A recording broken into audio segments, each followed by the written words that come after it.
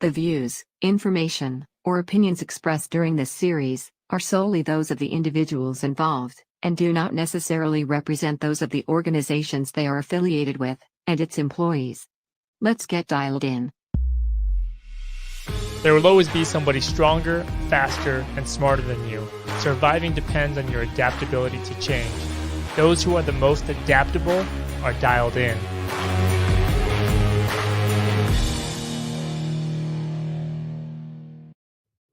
Hello and welcome to the show. This is Dialed In, partnered with Elevate Exchange. I'm your host, Kyle Burt. Let me know where you guys are watching from. Hello, LinkedIn, YouTube, Facebook, Twitch, Periscope. We're firing on all cylinders this morning. It's 12 o'clock. It's lunchtime here in the central United States, central time zone. So let us know where you're tuning in from. We got a great show lined up for you today. If this is your first time tuning in, this is a live podcast interviewing leaders that are deemed to be the most adaptable to change. On this show, we believe in AQ, adaptability quotient, over IQ and over EQ even. We believe in just being adaptable, especially in these market conditions and these climates, the climate that we currently all live in now. Adaptability is everything. It really is. Got a couple comments out here. What's going on, Robert Duran from Albuquerque? Thanks again, man. You're always a weekly supporter. Appreciate seeing your comments pop up in the stream here. Always appreciate that, man.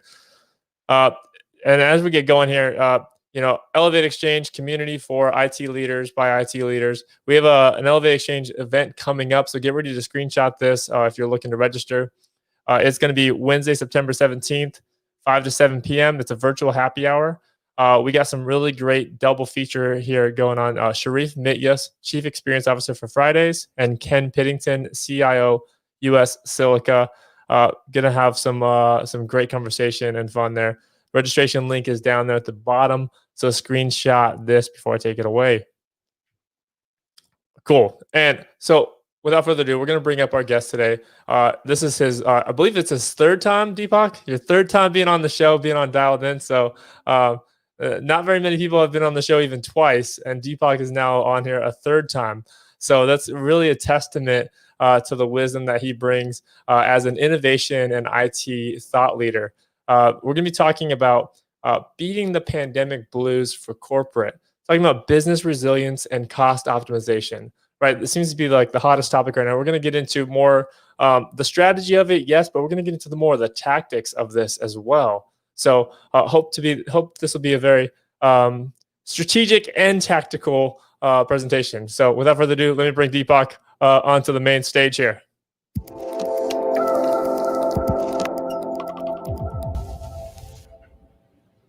Welcome, Deepak. Hey. Third time, man. Yeah, third time should be a charm, as they say, isn't it? Absolutely, absolutely. As I saw the credits roll by, I realized, hey, since the first time I came here, and now I'm 20 pounds lighter. So that's that's awesome. That's awesome. Usually it's the opposite. Usually you get like COVID, it's like the COVID 20 or the COVID 15, right? You're supposed to add pounds, but yeah, that's awesome, man. That's good. Happy proud for you. Yeah. So you ready to get dialed in today? Yeah, I'm excited to be on the show. It's always a pleasure, and it's great fun being on your show. So I'm glad I'm here again. Awesome. Well, let's get right into it. Let's talk about the main topic here. So beating the corporate blues. Why don't you help us set the stage? What's the context for what you want to talk about today?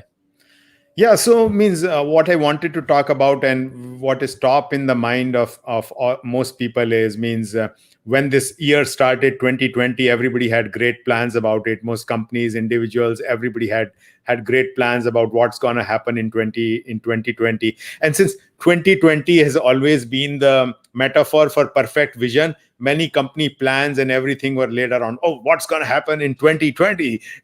So everything was supposed to be perfect. And then COVID-19 happened, and we all know what's happened to 2020. We all wish that this year would rather go away and we get into 2021 as fast as possible. Well, good news. That's going to happen. Yeah. sooner rather than later. So that's great. So all the plans went for a toss, and when this thing break out means I had been at that point of time saying, hey, means CIOs, leaders, they need to think of their 30, 60, 90, 120-day plans. And the 30 days means, as we all expected, focused on this thing has happened. It is unexpected. How do we even keep working kind of thing? So all the energy was focused on making this work from home thing work, and make sure everybody has the connectivity and all that kind of good stuff. Now, as we have progressed into it, now the reality has sunk in, means this is there, this has stayed for a while. So what needs to happen now as we uh, again start getting back into work, or into this new environment where most of the work will be happening from home, where many companies have taken a big hit in terms of their revenue streams. What needs to change for the world of IT? So if we were going through a pandemic and pandemic blues, how do we get out of that? So that's what I thought I would cover today. Awesome. So why don't we kind of like start with square one first, a little bit more context on who Deepak is, and what makes you qualified to talk about this today. Like, let's get a little bit more about your background. Mm-hmm. Yeah. So means I have been in this space for many years now. Basically worked as an IT leader in leading companies like Bausch and Lomb and Xerox, and then later on consulted with the C-suite clients as part of Accenture's CIO advisory practice. And now currently working with many different companies, helping them tide over these deal with the current circumstances, as well as keep thinking about the new and innovative, because believe you me, there is life after the pandemic too, and the companies which are best equipped to deal with it are the ones which are most likely to succeed. So yeah, that's what I years of experience and willingness to share that experience, and ability to think about what lies ahead is I think what qualifies me to be on this show for the third time now. Third time, man. Yeah. So let's break it down some more. So what do you think it is? Business resiliency, cost optimization. Like, where do you start? Like, where? First of all, who in these organizations does it start with, and how? How does one begin to practice this? Okay, so the first when we were discussing what should we discuss, and we came up with this topic, I think I thought that the one of two critical ways to deal with the pandemic and to come out of it are business resilience and cost optimization. So let's take them one by one. Let's start with business resilience. So when I'm talking about business resilience too, I look at it in as a continuum of four different things. So it is people, process, technology, and information. So, and almost anything related to technology, when I look at it in context of these four different things: people, process, technology, and information. Technology in isolation cannot deliver anything, cannot do anything. You have to always look at it in context of these four different things. So let's start with people resilience. So people resilience is all about grit. It's about tough times don't last, tough people do kind of thing. It's the ability to make those changes which will help you come out of a circumstance. So Kyle, you yourself exhibited some of that resilience when you said, hey, this pandemic may be a time when you can relocate from the Dallas area where you were living in to Austin and start anew from there kind of thing. So that's an example of resilience of a person based on how the circumstances have evolved, making a decision and quickly executing it. Does that resonate, Kyle? Does it play to your resilience part? Is it indicative? Yeah, being resilient, I mean, you can sub in being adaptable into that as well. I mean, resilience, adaptability, almost one and the same, slightly different, right? But it's just about being able to like see the change, recognize the change, recognize that you need to change to match that change, and adapting, right? And you might be afraid of it at first because fear is a natural response. but embracing that and practicing, adopting grit, like you said. Tough people beat tough times, right? So adopting all those practices and principles and just going forward anyway. Even though you don't, there is no path because no one's ever done this before. No one's ever been in this exact, well, they have, but no one that we can reach out and like have them guide us.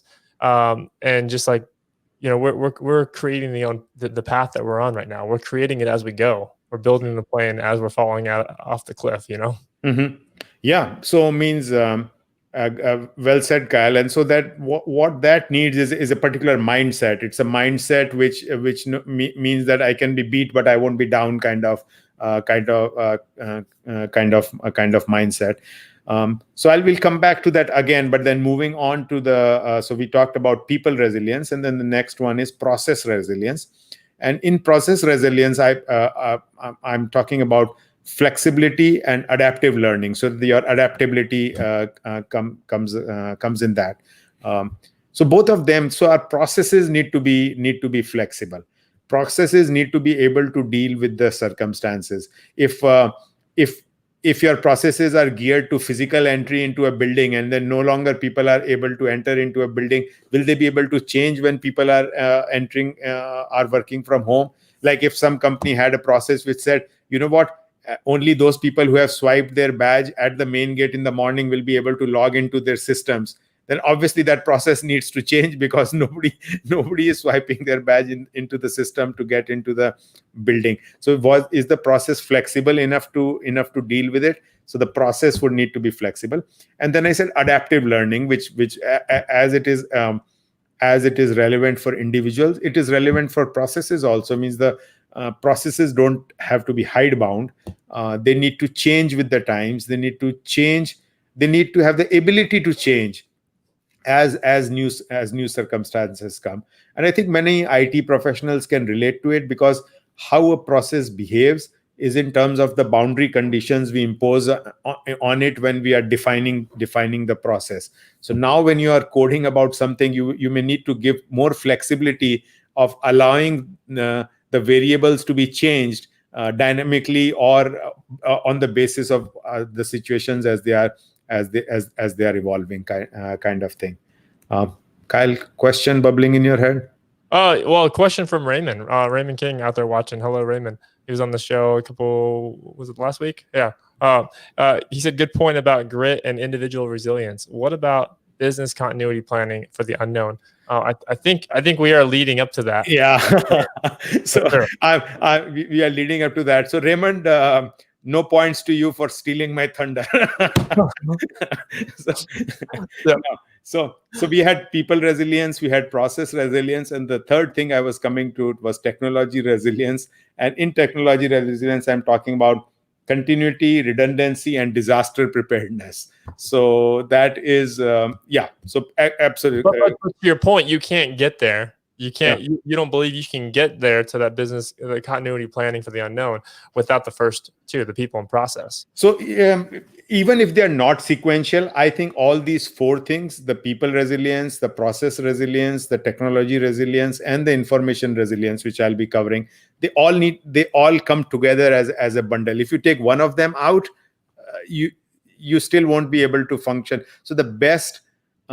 So they are important codependently. Yes, absolutely. Well said, Kyle. Yeah, they are independent. They are important and they build off each other, kind of thing. So if you are, and sometimes a strong technology resilience can deal with some parts which are missing in the people resilience, kind of thing. So they complement each other and make the whole stronger than the individual parts.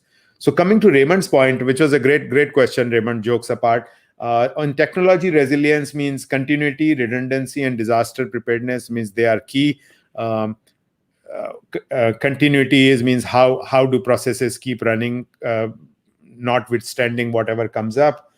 Redundancy is, if something fails, is there something else to pick it up and keep moving the ball forward. And disaster preparedness means always, hey, if lightning were to hit this data center, will I still be able to function using something else? So that kind of thing. So that's the technology preparedness part. Now, traditionally, one would have stopped at people, process, and technology. But these days means information resilience is also very, very, very, very critical. And information resilience is around ability to protect and sustain critical information assets throughout their entire life cycle. So, how do you ensure that your information assets also stay secure, also stay accessible throughout the entire life cycle when dealing with the situation like COVID? So even if you may have all the information, but if you're not able to access it because of pandemic induces certain changes or things, means you need to be sure about it. And When you say information resilience, like the first thing that comes to my mind is like I'm thinking about like real world examples from like customers that I've serviced in the past and experiences that I've had, and like I see these two polar opposites, and I see them like clear as day. I see the company that has like information overload. They got all this information, all these data lakes, data warehouses, whatever you want to fancy jargon you want to call it. So much information, they don't even know what to do with it. And then I see the other end of the spectrum, like they have zero information. They've not built any processes. They don't have the right people in there. They don't have the right technology to even capture the information, to even know, to even begin to do anything with it. And like, there's a lot of people, most people are in the middle, but like I see those two polar opposites and I come across them quite often. And, as we're talking about that, what do you think that is? And what is the disconnect there?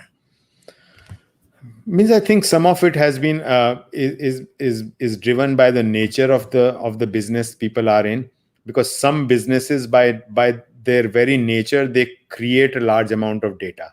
So if you are in the banking sector, you are in the financial sector, even if you are in any sector where there are connected devices and the devices are sending back information, so whether you want it or not, you have a lot of information. For example, I worked many years in Xerox, which, as you know, is a copier, a multifunction device, which they said printer, copier, fax devices used to be there.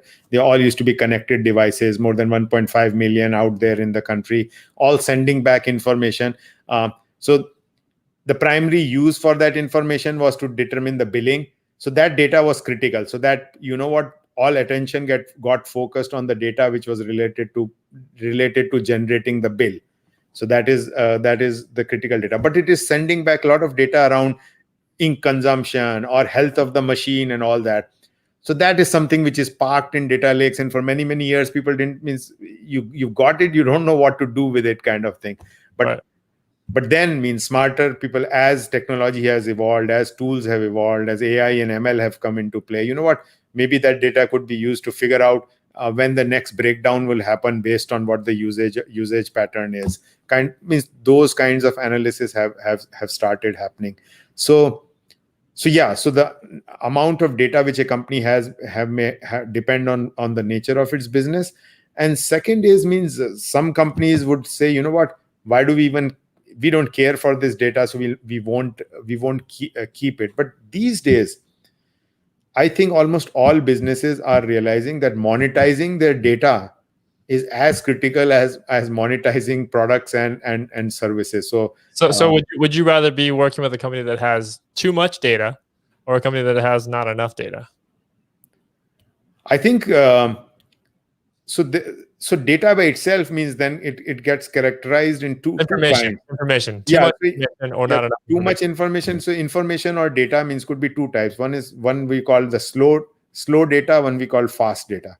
So these days means lot of stuff can be done using the fast data without needing to have that slow data, which is the historical data. Is the slow data, it is just parked there, it is available if you want, it can be mined. But the archives, the archives kind of thing, which is the bulk of the data. But a lot of thing is right now, what of stuff is happening with the fast data, which is like, you know what, Kyle entered this store right now, and I know that he has entered this store. Can I send an advertisement to him on his cell phone? So that is fast data, that is based on real time, what is coming in right now. So there needs to be a healthy mix of slow and fast data. But you, because how you present that fast data to Kyle, how do you provide you need to provide that advertisement to Kyle at that particular instant. That comes from the fast data piece. But what do you send to him in that message needs to come from the slow data, because I have the history knowing that when Kyle enters this store, he's more likely to move to the tennis shoes side rather than the baseball shoes side. So maybe a message about tennis shoes should pop up on his cell phone. No, those are excellent points between the delineation between slow data and fast data. I really like that.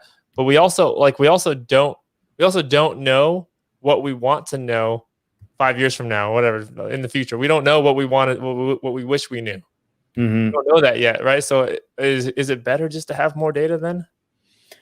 Just in case, because we don't know what we're gonna look back and want to know, right? Yeah.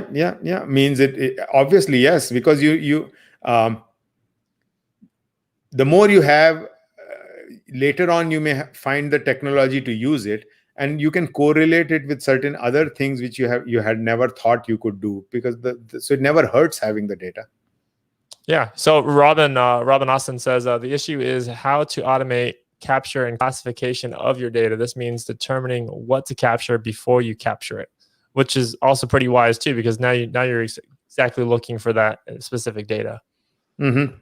So yeah, I mean, great question, Robin. Yeah, because if you because data capture is not, you'll have to have the systems to store the data, to archive, but technology is working to our advantage. Means earlier on, databases used to be like very, very structured, very, very formally defined kind of thing.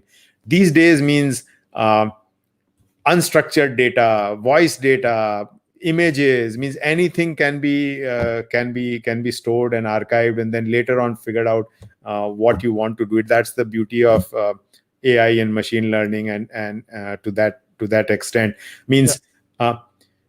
But then again means historical data, and I'm going off on a slight tangent, but it is still relevant because this data thing came about. The nature of historical data we have in this world of machine learning and AI also determines the path which the future would take. For example, to give an example, so when they started training these machine learning algorithms to identify whether an image is of a doctor or is not of a doctor. So the image is presented and the AI has to tell whether it's a doctor or is not a doctor. So obviously the algorithm has been trained using a database of doctor images. Now guess what? That database of doctor images has got all male doctors in it, because most of the doctors through history have been male doctors. The number of female doctors has been very less. So now you have a situation where, because you have used a biased data set, it has the inability to identify doctors. So when it sees a female with a stethoscope, it will say nurse, it will not say doctor, because it assumes, because the training database has got a lot of female nurses in it and male doctors in it, so it assumes that the image with the stethoscope is a nurse rather than a doctor. So that's another topic around ethical AI and how do you make AI unbiased kind of thing. So the training data sets, the historical data, the point was that historical data has a relevance in the future. Okay. And it may need some corrections also. Awesome. We're getting some interesting comments on Twitch. Keep it up, guys. You're making me laugh here. So Deepak, as we talked about the strategy, right? So let's talk about like the tactical side of it, right? Talking about business resiliency during these times, right? You talked about the people, the process, the technology, and the information. But now, like, how do you get tactical? Like, how do you actually do that? Yeah. So means. Each one of these would need to be addressed separately. So people resilience means you need to have good tabs on how your people are doing. So I'm already in fact today only I got a message which was talking about how companies are now giving people time to get a break from this pandemic kind of thing. So pandemic breaks or something like that, because people have been working harder and longer during the pandemic because they're working from home. There is no natural bookend to the day. Productivity has gone up. People are working longer hours. And so burnout has started happening. So if you want to maintain that resilience, if you're a smart company, you would say the tactical response is, you know what, people, we need to now change the way we are monitoring the impact of all this on people, and then give them breaks to deal with what's to recuperate or from it, so that we don't have burnouts. So that's an example of how a company can help its people stay resilient, because uh, assuming that this people can keep on performing at this level for extended periods of time without having a breakdown means that's incorrect. So there needs to be that. In terms of process resilience, means this is a good opportunity to eliminate redundant processes. A lot of the things, and in fact, it has already brought about a big mindset, in the sense, lot of companies had so many um, archaic rules around working from home. Yeah, they did. Means, They yeah, did. Yeah, definitely yeah, across the board. It's very. yeah. It was like it means it was like against the culture. Like, if you would, the assumption was that if you are saying you want to work from home, basically you wanted to shirk. You wanted to sit at home in your pajamas and do some household stuff or whatever, and not want Yeah, to the work. assumption is that you're at home, you're not working. Like that was Yeah, like yeah. the common assumption, I guess. And see, in a day that assumption had switched, and now I think it's like, okay, it means work from home is the new norm. So all the processes need to change. We're very simple. So now they're going like the complete opposite. Now they're realizing, oh wow, you guys are way more productive at home. You guys are working longer hours, and now that's actually like kind of we over corrected a little bit here, because now people are working harder and they're working longer, and that's not good either. There needs to be a balance there too. Mm-hmm. Because, and the another part is happening is that what is happening is companies never liked when people used to bring their home to work kind of thing. You know what? You can't be spending time at work, always checking your kids' volleyball program or this or that or whatever. So it's like, oh, you're bringing your home to work kind of thing. But now what has happened is the company has taken over the home, and in many cases, so in US and other places, people have the luxury of large homes, and every kid is in their different corner and all that kind of thing. But in other countries, means people live in smaller homes, and so if you basically you're encroaching upon your kids and your spouse's space and time by being on the laptop and working in that space. So the companies have encroached into the houses of individuals. So that's another dilemma which society as such would have to figure out, like, what are the boundaries, how do those boundaries get imposed. But coming to tactical means so on in terms of process, that tactically, and in terms of technology means lot of work can be done right now in terms of and we are seeing that happen, and it's a mix, it's a double-edged sword, in the sense is companies are putting more focus in automating processes, like getting robotic process automation and all in right now, because knowing they're finding that lot of these make more processes no touch processes, less touch by individuals, less reliance on human aspect of doing things. Because suppose you had a process where a paper needed to be scanned by someone sitting in an office kind of thing, so obviously that step needs to go from the process. Now nobody's walking into the office with that sheet of paper.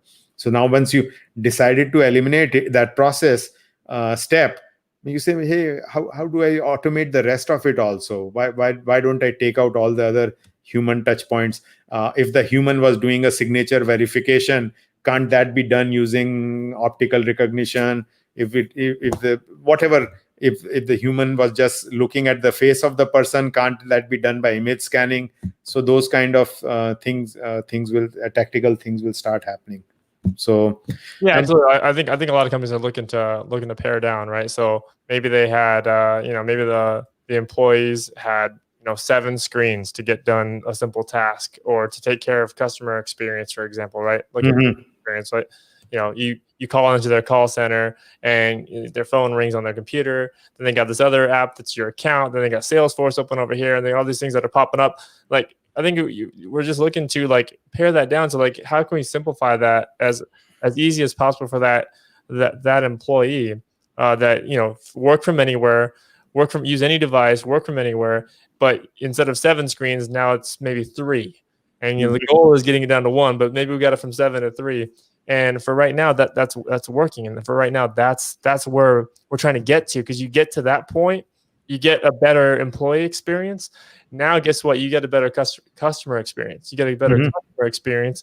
Now your revenue is being sustained, or your revenue is increasing because of that, because people are coming back to you. Right? So I mean, it's all related to growing and maintaining a healthy business. Absolutely, yeah. Means lots of innovation is being, like, who would have thought, like, so quickly all education would be delivered online, kind of thing. So even kindergarten and like first graders and all are getting education. It used to be the Khan Academy and Coursera and like selective courses, and some universities offering some courses, and so universities have had to swivel and pivot and say, you know what, all our content can be made available via online classes, kind of thing. And in that also means, as you are doing that, means new. So like a high schooler could take down the entire Miami or someplace, the system down by launching a denial of service attack because he didn't want to attend virtual school that day, kind of thing. So so that's part of the resilience part, where school systems will have to think of that. So teachers assume that they're making this stuff available, and kids, young little kids are going to attend those classes. But many times those kids are smarter than their teachers in terms of the use of the technology. They've already figured out a way how to beat the system and bring it down also. So those are some unique challenges. Oh yeah, absolutely. So let's pivot over to cost optimization, right? Like that seems to, like, is it just me, or is that like really that is like a hot button item right now for many corporations right now? It absolutely is, because many of the top advisors to companies, means as soon as the pandemic hit, one of the first pieces of advice they were giving was conserve cash. Because means if you have cash in the bank, you're good, and that holds true for personal finances, that holds true for corporate finances, because that gives you the ability to withstand whatever is happening for a longer period of time if you have money in the bank. So how do companies conserve cash? One is and especially when your revenue is coming down, the only way of conserving cash is by cutting cost. And sometimes that means cutting people, unfortunately. Yeah, cutting people, technology. Yeah, cutting people, cutting technology. So but then the smarter ones would say, you know what, I don't want to cut cost per se, I want to optimize. So cutting, I didn't say cost cutting, I said cost optimization. Right. The difference between cutting means you just cut the cost, means okay, this thing is not going to happen, we're just getting rid of it. Cost optimization means that you are still spending, but you are spending on the things which are going to give you the most value, and you're cutting cost on the stuff which is not delivering immediate value. So in terms of a process perspective, what does that mean is that every element of cost, so when you come up with something which is likely to incur cost, you have to weigh it not in terms of, I spent this much on it last year, so okay, I can cut from it, or I can increase it or reduce it, but do I actually need it? What if I'm starting from zero, would I be incurring this cost or not? So an important approach which is being followed, which is an old approach which has got reinvigorated now, is the whole zero-based budgeting. And so many companies have launched, means consulting companies have launched offerings around the zero-based budgeting concept, which is basically mean, at a very basic level, it means is that question every aspect of cost, question it ab initio, question it right from do I need to incur it? Because traditionally what used to happen in companies is okay, on app modernization I spent 1 million last year, so if you want to cut costs, it means you'll spend 800,000 this year. But in terms of the zero-based budgeting, it would be, do you need to spend even 800,000? Do you need to spend even the first dollar you are spending? What is the justification for spending 800,000? So that's the difference in mindset which has come into play. So a lot of focus on cost is definitely there. Yeah, absolutely. From your experience, from the work that you do, Do you have any examples, or not without getting too specific, but any examples that you can share, like some case studies or just what you're seeing out there? Yeah, means so where the costs are. So a lot of the one can say is that a lot of the long drawn projects means they have been are get have had been put on hold kind of thing. So that's the easiest way of reducing costs for most companies is like reducing costs for most companies is like sorry, there was an echo. Yep. Sorry, keep going. Yeah, so is to first is you cut the discretionary spend. So anything which was not planned for, you're not allowed to spend. So a lot of the IT projects which were part of discretionary spend, so this was this cool new thing which the CIO wanted to try out, or the innovation officer thought could be tried, mean that would get hit because it is discretionary. It's not part of the core spend which was going on. So if you are a vendor which is dealing mostly with discretionary spend, which companies do, means you take a big hit because companies are not making that discretionary spend. So then the onus on that vendor is, how do I make this discretionary spend a part of the critical spend of the company? So you have to either pivot your offering or change it in a way which makes it more relevant for what the company is looking for. So you are and I'm just making this up as a hypothetical one, but Kyle, you can add to it. So if you're a seller of communication technology or to companies, so maybe they don't want to spend on it, but you know that your communication technology can be provided a wrapper of return to work kind of thing. You know what? So or contact tracing or COVID tracking kind of thing. So you'll pivot to make those changes and say, you know what we are offering is a return to work solution. So it allows all your employees who are returning to work stay in touch with each other and trace their contacts. So that thing would sell. Like a company selling doors will say, you know what, we have an automated door which, as you walk in, it measures your temperature. So adding the temperature sensor to the door, which would be an easy thing to do, would be now. So the door might be a discretionary spend, but the door with temperature sensor is a critical spend. So it means you need to pivot like that. Oh, absolutely. Yeah, we got a question from Francis.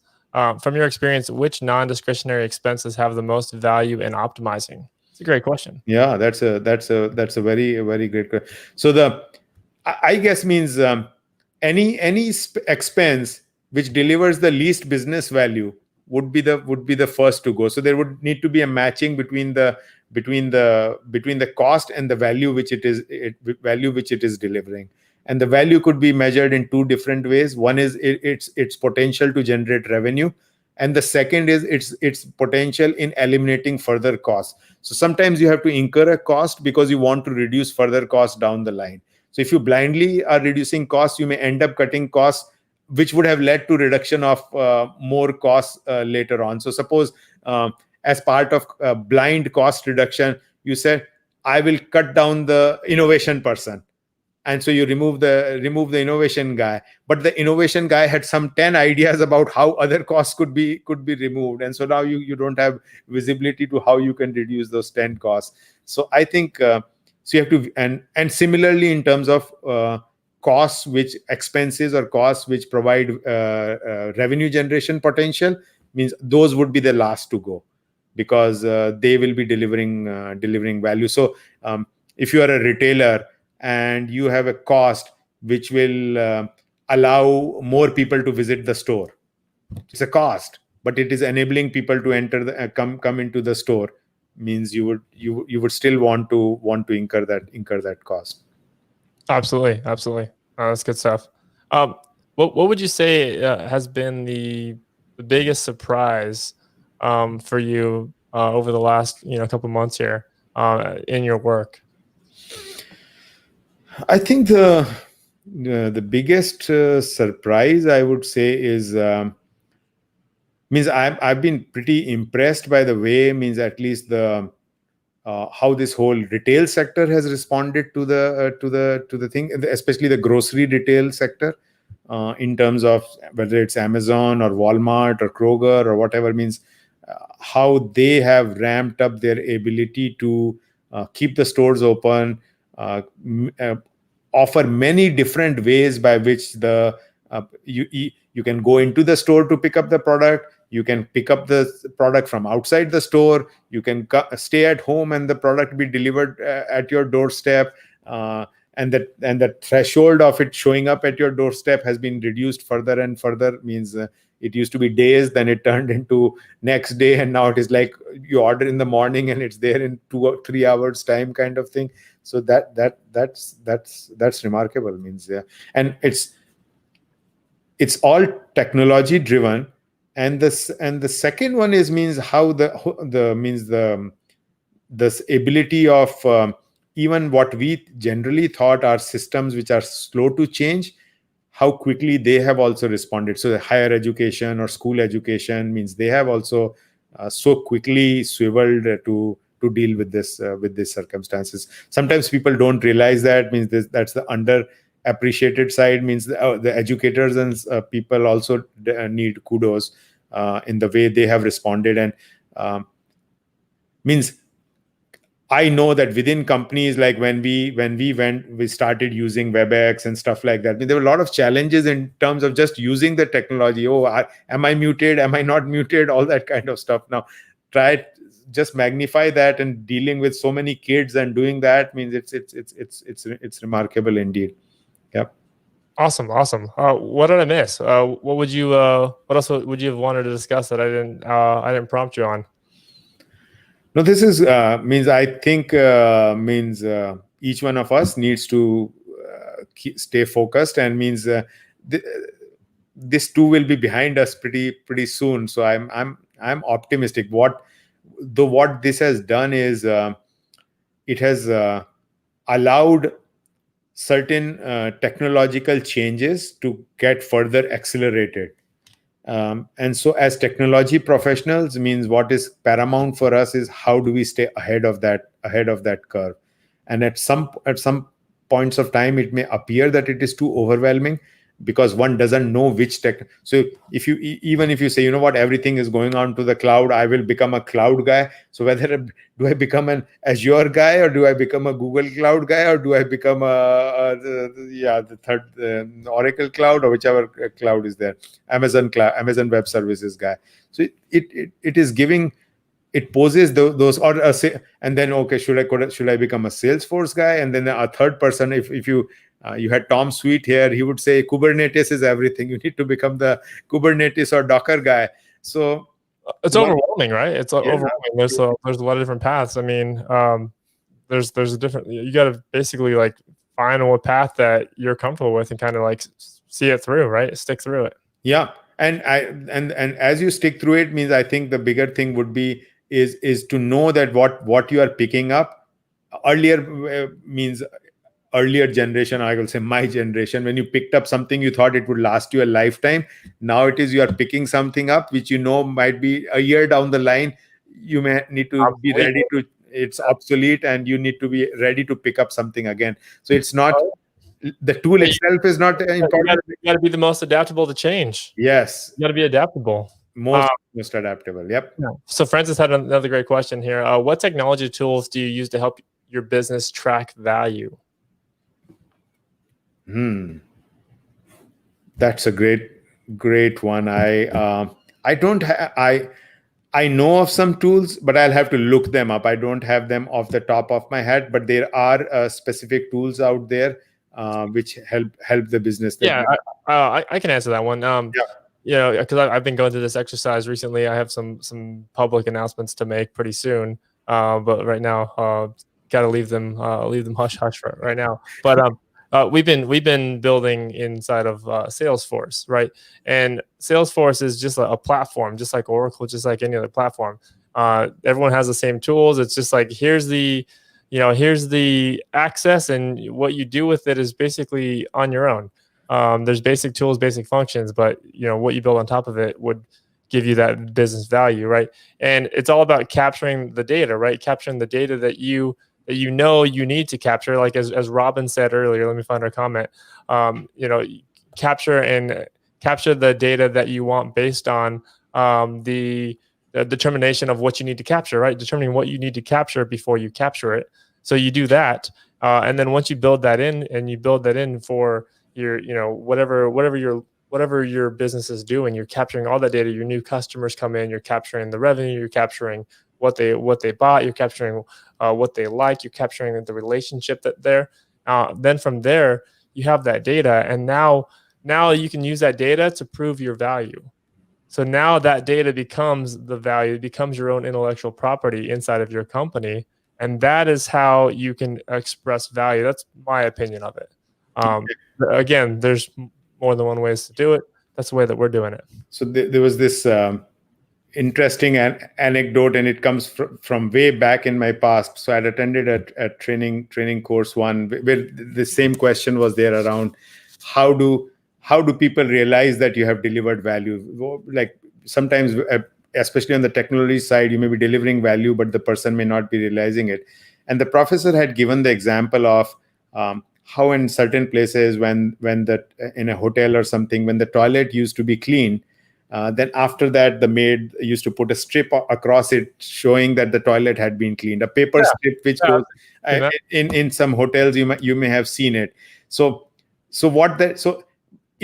now when you lift the toilet seat up, you have to actually take that strip off, which is reminding you that someone cleaned the toilet, because otherwise that value which was delivered was not realized by the individuals.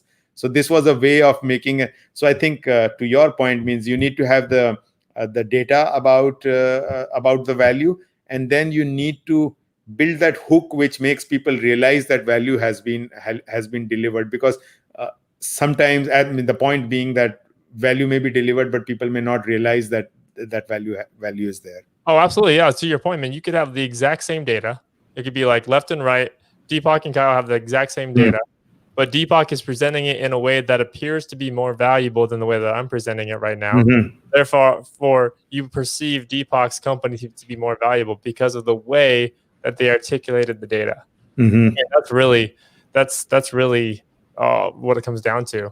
It comes down to having the data, capturing what you know that you need to capture, and possibly capturing what you aren't sure that you need to capture, but you do it anyway, because down the road, who knows?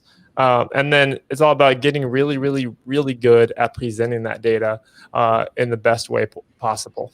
Yeah, and in presenting, I think a lot of emphasis had shifted these days to like, rather than just presentation, to storytelling, because apparently stories are what stick to people's minds.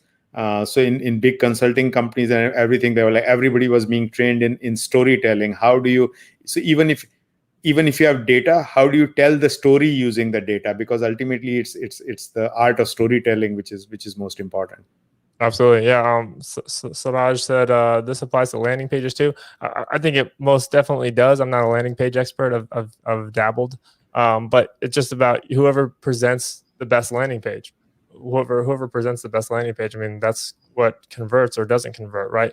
So it's kind of the same with data. I mean, it really becomes almost does become a marketing play, looking at the data, right, to prove your value.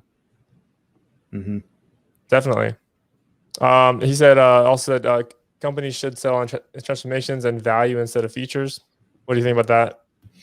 Yeah, absolutely. Means companies should sell what the customer wants. Means that is the first thing. So if it depends on what market you are in. If you are in a market where the customer is looking for features, means you have to go for features, or you need to be a person like Steve Jobs, who's able to give the customers what they even don't know they want, but he thinks what they want, kind of thing. So that's what he had said. I mean, the customer, one saying goes, customer is always right, and then you have Steve Jobs who says customer doesn't know what he wants. So I agree with both of those. Yeah, depending on the day. Yeah, because the customer doesn't know. Customer's not always right. We want to be.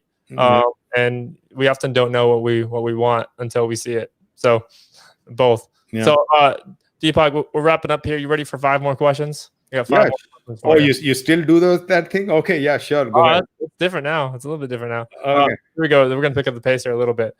What is the most important thing you've ever learned in life? The most important thing I've ever learned in life, I'll pick one which you have been saying very often, and I really believe it is the adaptability to change is the most important thing in life. So How did you learn that? it's just by I have never, I think by nature I've tried to remain technology agnostic, tool agnostic. So the concept itself interests me rather than, okay, I may be interested in a database. That doesn't mean I need to become an Oracle guy. I'm interested in telephony. That doesn't mean I become an AT&T guy. It means I can be all across kind of thing. So that urge to be, I always wanted to be a generalist more than a specialist. So that's my personal quirk, and that's why I've been adaptable to change. Awesome. What makes you feel inspired or just like your best self? I think when I'm connecting with people. So I think when you are able to exchange ideas in a very constructive way, have meaningful conversations like what we are having right now. So right now I'm feeling pretty charged up and pretty good. If I was not having this conversation, I would not be feeling as charged up or good. So Kyle, you get credit for that. In the sense, it's the interaction which inspires me. Very extroverted. Then you get all your energy externally. Awesome. Well, I think we've asked you this question before. Maybe it's changed. We'll go back and compare. What is the single best book you've ever read or would recommend to others? I think that has I have not read the one which I'm reading right now is about the gene. I think it's called The Gene, which is about the human genome and the gene kind of thing. But I don't know. It's a book which I would recommend. But the last time I had mentioned Predictably Irrational by Dan Ariely, which is still a good book, a must read for everyone. Another one which I read recently was called State of Anarchy, but which was a historical book. It was more around how the East India Company, which was a trading company established in 1600, around 1600s, became a global superpower, ruling so many countries, kind of thing. So it juxtaposed it against how big corporations can run havoc also, kind of thing. So that's what the book wanted to convey. Nice, awesome. And if you could have dinner with anyone that has ever lived, who would it be and why? I would go for Steve Jobs.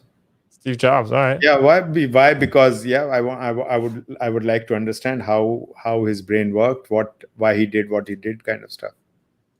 Okay. Awesome. What do you think you'd ask him? What made you tick? Yeah. Nice. I'm picturing like dinner on an apple farm with him. Like maybe there's LSD in the picture or not. Who knows? In my mind. I'm not going there. Yeah. Cool. All right. Cool. And last question. Now that you're dialed in for the third time, what does being dialed in mean to you? And then we'll wrap. Yeah, it's fun, it's informative, it's energy, and it's a must attend. All your viewers should make it a point that they. So what does it mean to you? What is being dialed in? Like, what is that term? Like Deepak, you are dialed in. Like, what does that mean to you? What it means? Get the phrases though too, but what does it mean to you? Like Deepak said, you are now dialed in. Like, what does that mean to you?